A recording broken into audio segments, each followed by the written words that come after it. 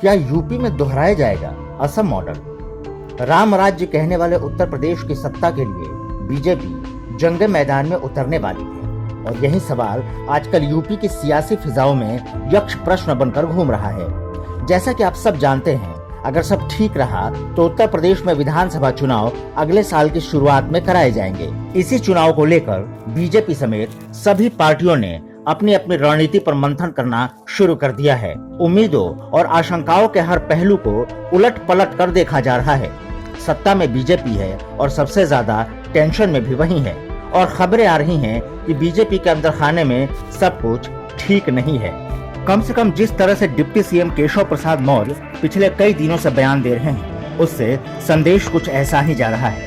उन्होंने कई बार कहा कि चुनाव किसके नेतृत्व में लड़ा जाएगा, इसका फैसला केंद्रीय नेतृत्व करेगा। ये बयान वो केशव प्रसाद मौर्य दे रहे हैं जो बीजेपी के ओबीसी का चेहरा है, सरकार में नंबर 2 की हैसियत पर हैं, लिहाजा ऐसी बयानबाजी को हल्के में लेना आसान नहीं है। केशव प्रसाद मौर्य के बयानों से ऐसा लग रहा है कि वो योगी आदित्यनाथ को सीएम फेस मानने से इशारों में इंकार कर रहे हैं। हालांकि अभी यह कहना जल्दबाजी है, क्योंकि जब केशव प्रसाद ने पहली बार इस तरह का बयान मीडिया में दिया था, तब प्रदेश अध्यक्ष स्वतंत्र देव सिंह ने योगी के नेतृत्व पर मुहर लगाते हुए साफ कहा था कि केंद्र में मोदी और राज्य में योगी ही रहेंगे।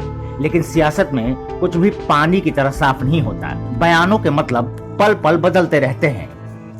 स्वतंत्र देव बयान देकर चुप हो गए, लेकिन केशव शांत नहीं हुए और बार बार वही राग अलाप रहे हैं। योगी ना भविष्यते। ऐसे में सवाल उठना लाजमी है कि क्या आला कमान के इशारों पर केशव प्रसाद मौर्य ऐसे बयान दे रहे हैं, क्योंकि हाल के सियासी घटनाक्रम से सब ऑल इज वेल होने का संदेश तो नहीं जा रहा है। मसलन जिस तरह से लखनऊ से लेकर दिल्ली तक गहमा गहमी दिखी, बीएल संतोष लखनऊ आकर मंत्री से लेकर मुख्यमंत्री तक मंत्रणा कर फीडबैक लेकर लौटे और फिर योगी आदित्यनाथ दिल्ली पहुंचे। पहले अमित शाह से मुलाकात की, उसके बाद प्रधानमंत्री आवास पर पीएम नरेंद्र मोदी से मिले। मुलाकातों का दौर राष्ट्रीय अध्यक्ष जेपी नड्डा और राष्ट्रपति रामनाथ कोविंद के दर तक पहुंचा। उससे भी सवाल उठते हैं और जवाब भी मिल सकते हैं। जवाब ये कि सब ठीक है और सवाल भी वही कि क्या सब ठीक है, और अगर सब ठीक है तो फिर केशव के बयान से ये क्यों लग रहा है कि समथिंग डिरेल। आला कमान की तरफ से डिप्टी सीएम को अभी तक एक बार भी शांत रहने के लिए ना तो कुछ कहा गया है और ना ही इशारा किया गया है। केशव प्रसाद के सीएम फेस को लेकर दिए गए बयान पर सियासी पंडितों ने यूपी चुनाव को असम के चुनाव से तुलना करना शुरू कर दिया है।